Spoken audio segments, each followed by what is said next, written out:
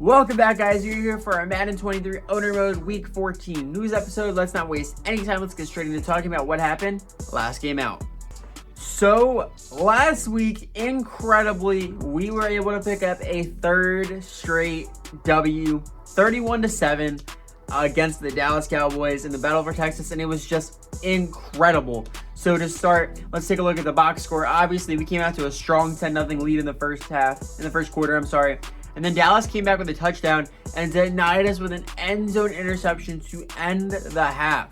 I was pretty scared at that point, but then third quarter comes around. We score another touchdown. The fourth quarter, we put up two more. We secure the game in the fourth quarter. It was a huge game nonetheless. We look over the stats. 380 offensive yards in total was huge. Only 98 rushing yards. Our passing game came to play. So we love to see that. We love to see Davis Mills finally getting it together at least a little bit. If we took a look at total yards, we blew him out of the water, obviously. We won the turnover battle 1-2, so I will take that. Even on third down conversions, they had one fourth down conversion. We had none because we didn't have to rely on that. We made our red zone touchdowns count with 4 of them on the day. And time of possession, it was pretty even, but we got the upper hand on that one. So we talked about earlier, Davis Mills, 301 passing yards on the day, 1 touchdown, 1 pick. I'll take that, a pretty standard day. Dak Prescott went 242, 1 touchdown, 2 picks. We love to see that. Won the passing game battle, rushing attack. Dameon Pierce was 18 for 78, 4.3 a carry, 2 touchdowns. Honestly, from a yardage standpoint, not his best game, but I will take it any day of the week. Ezekiel Elliott was 10 for 51, 5.1 a carry. He was destructive against us. Thank God we finally got away from that one. 5 for 21 for Marlon Mack with a touchdown on the day as well. He did have a fumble, but it was late in the game. We picked it up. It's all good. Dak Prescott was 2 for 8 on scrambles for 4 yards. In the receiving game, Julio Jones, he came here to ring chase, and he is doing that. 8 for 97, 12.1 a catch. A huge day for him. Michael Gallup also 5 for 61, 12.2 a catch. Philip Dorsett had that monster catch one-on-one against Trayvon Diggs. 1 for 59. Deshaun Jackson at 256. He had a big one as well against Desmond Trufant. Nico Collins went up against Trayvon Diggs on another one. 2 highlight plays for us. John Mechie the third, 3 for 43 and a score. We love to see him finally getting back on the scoreboard. Kes Watkins 2 for 37. A bit of a quiet day for him, but I'll take it. Brevin Jordan 2 for 31. CeeDee Lamb 5 for 30 and a score. And Caden Smith 2 for 23. And then real quick, we'll talk about it. Ezekiel Elliott had 6 catches out of the backfield, so that's pretty impressive. Talking about blocking, for Dallas, they gave up a lot of sacks today. Terrence Steele, the right tackle, gave up 2. Tyler Smith, their rookie left guard, gave up 1. Titus Howard for us did give up 1. But honestly, we dominated. Leading the day on tackles, obviously, C.J. Gardner-Johnson with 14 on the day. He's backed up by Eric Murray with 11. And then for them, Desmond Trufant led the way with 9.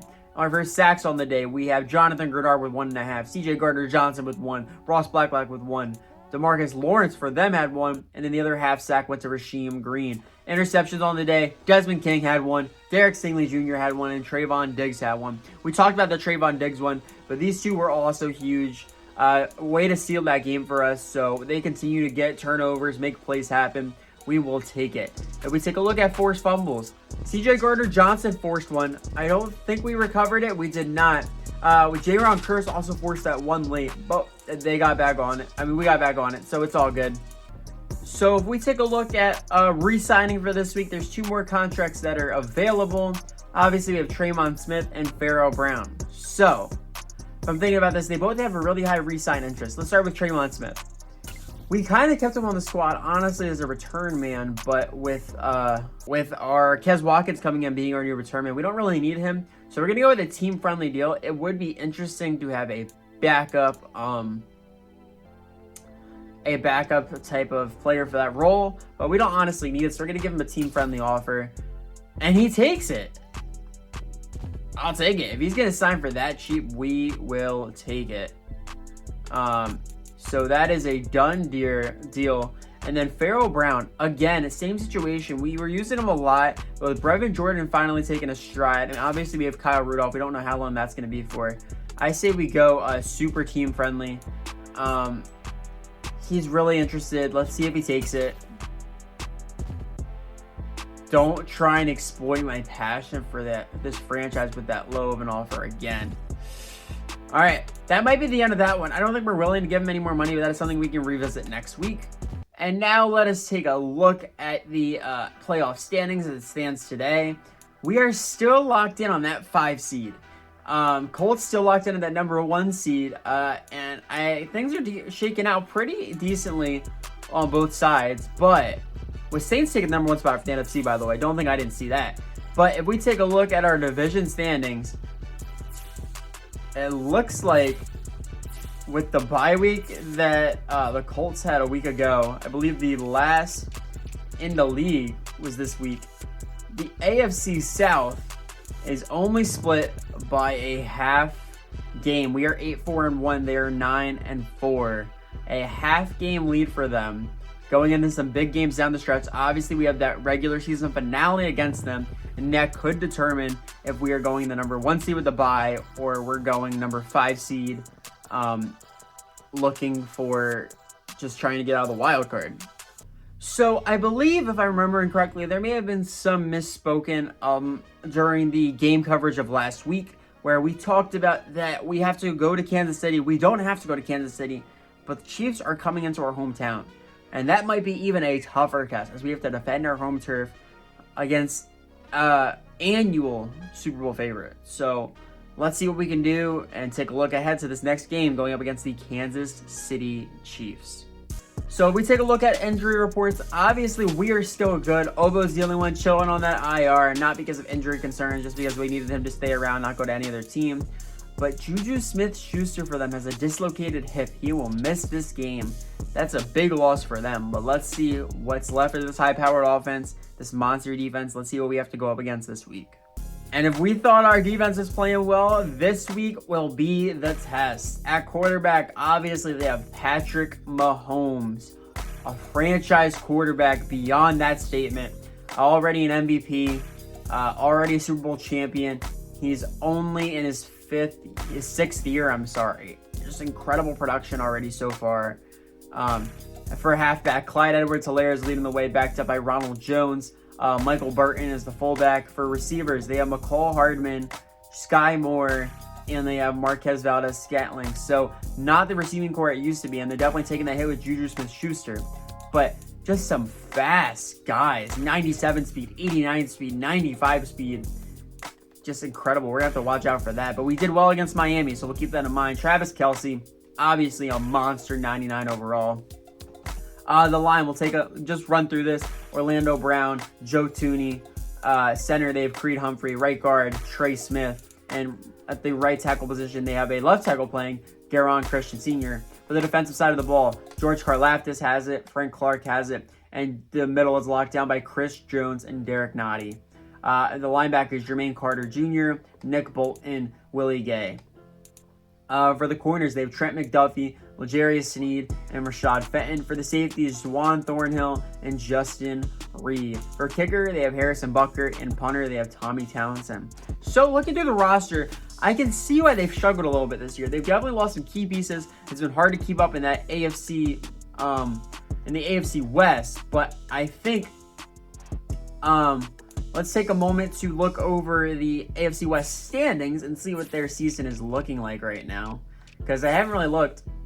They're actually number 3, but they're only down by a game to the Raiders and the Chargers. This entire AFC is hyper competitive, but we can go through the entire AFC. Look at this. 9-4, 8-4-1, 8-5, 8-5, 7-6, 7-6, 7-6, 7-6, 7-6, 6-7, 6-7, 6-7, 6-7. That's 1, 2, 3, 4, 5, 6, 7, 8, 9, 10, 11, 12, 13. That is 13 teams in the AFC that are only divided by maybe 2 games. That's honestly super crazy. But now is the time we got to talk about how we are going to defend this team, how we're going to game plan against this squad. And I think for our defense, our best bet is going to be defending the medium pass. We have to take away that medium route. That's where the speed kills. So we can take that out. We might have a better chance if we go to our offensive game plan. They want us to throw it medium. Is that really what we want to do?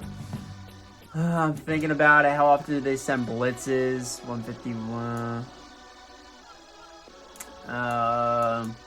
What do I want to do?